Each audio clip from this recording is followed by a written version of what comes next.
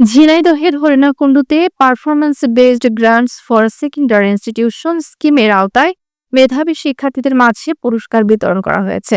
বুধবার বেলা 11টায় উপজেলার আন্দুলিয়া মাধ্যমিক বিদ্যালয় অডিটোরিয়ামে উপজেলা মাধ্যমিক শিক্ষা অফিসের আয়োজনে এ পুরস্কার বিতরণী অনুষ্ঠান অনুষ্ঠিত হয়।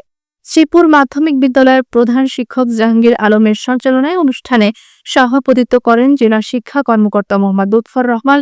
প্রধান অতিথি ছিলেন উপজেলা নির্বাহী কর্মকর্তা বি.এম. তারিকুজ্জামান।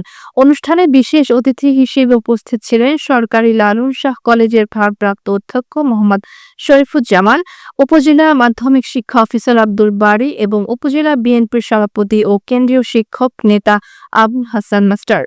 অনুষ্ঠানে বিভিন্ন শিক্ষা প্রতিষ্ঠানের প্রধান, ম্যানেজিং কমিটির সভাপতি, অভিভাবক ও ইলেকট্রনিক প্রিন্ট মিডিয়ার প্রতিনিধিদের পাশাপাশি উপস্থিত ছিলেন শতাধিক মেধাবী শিক্ষার্থী। অনুষ্ঠানে অতিথিরা শিক্ষার্থীদের মাঝে ক্রেস্ট ও সনদপত্র বিতরণ করেন। উপজেলা নির্বাহী কর্মকর্তা বি.এম. তারিকুজ্জামান বলেন, শিক্ষার্থীদের সাফল্যের পেছনে সবচেয়ে বড় অনুপ্রেরণা বাবা-মা ও শিক্ষক। এই ধারা অব্যাহত থাকুক, শিক্ষার্থীরা ভবিষ্যতে আরও এগিয়ে যাক। অনুষ্ঠানের সভাপতি জেলা শিক্ষা কর্মকর্তা লুৎফর রহমান বলেন, পুরস্কার শুধু স্বীকৃতি নয়, এটি শিক্ষার্থীদের আর্থিক সহায়তাও করবে। তবে শুধু জিপিএ নয়, শিক্ষার গুণগত মান বাড়াতে আমাদের আরও কাজ করতে হবে।